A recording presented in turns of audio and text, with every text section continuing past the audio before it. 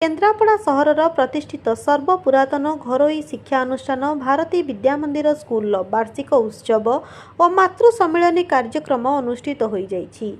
एही कार्यक्रम रे मुख्य अतिथि भावे विधायक शशिभूषण बेहेरा, सम्मानीय अतिथि भावे नवज्योति राय, मुख्य वक्ता वीरेन्द्र कुमार पंडा, शांतिस्वरूप भूइया, अश्विन कुमार साहू, प्रधान आचार्य विजयिनी दास प्रमुख उपस्थित थिले। कार्यक्रम रे मुख्य आकर्षण केन्द्रबिंदु थिले वक्ता वीरेन्द्र कुमार पंडा और तांका वक्तव्य रे भारती विद्यामंदिर शिक्षा अनुष्ठान को भूरी भूरी प्रशंसा करने सह स्कूल ले कार्य करुवा शिक्षक शिक्षयित्री मानकु उच्च संस्कारी मध्य कहिथिले। स्कूल छात्र छात्री मानकर शिक्षार मान अनुरूपक भावे अन्य स्कूल तुलन में भल करुथुबारु विधायक श्री बेहेरा एही शिक्षा अनुष्ठान को धन्यवाद देवा सह अनुष्ठान में शिक्षकता करुथुबा गुरुजी गुरुमांकु अनुरूपक भावे उत्तरीय और पुष्पगुच्छ दे सम्मानित करथिले। एही उत्सव रे स्कूल रो श्रेष्ठ श्रेणी छात्र छात्री मानकु अतिथि मानक द्वारा ट्रॉफी और सर्टिफिकेट दे सम्मानित करा जायथिला। तेबे एही अवसर रे विद्यालय प्रति निरवच्छिन्न सेवा पाई स्कूल अवसर प्राप्त शिक्षयित्री को स्कूल तरफ 1 लाख टंकार अर्थ राशि पुरस्कार प्रदान करा जायथिला।